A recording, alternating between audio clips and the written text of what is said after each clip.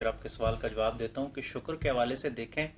کہ پیدا ہونے سے پہلے کا جو شکر ہے وہ جنید بغدادی رحمۃ اللہ علیہ کی ایک حکایت سے میں ذکر کروں گا کہ آپ فرماتے ہیں کہ میں نے شکر جو ہے کتے سے سیکھا کہ میں اپنے مریدین کے ساتھ جا رہا تھا تو آگے ایک کتا تھا، تو اس کتے نے مجھے کہا کہ اے جنید، جب اللہ تعالیٰ تقسیم کر رہا تھا تو مجھے کتا بنا دیا، تجھے بندہ بنا دیا، اس میں تیرا کیا کمال ہے؟ کہتے ہیں اس وقت مجھے یہ خیال آیا کہ شکر تو اس مقام پہ ہونا چاہیے کہ بنانے والا اگر مجھے کتا بنا دیتا۔ تو جتنے بھی ناشکرے لوگ ہیں ان کو یہ سوچنا چاہیے کہ جب کائنات تقسیم ہو رہی تھی تو ہم ایسا کوئی برا جانور بن جاتے، کوئی ایسی مخلوق بن جاتے تو ہمارا اس پہ کیا اختیار تھا؟ پوری ساری زندگی بھونکتے رہتے گلیوں میں، اور پراپر جو ہے نا، اللہ معاف کرے،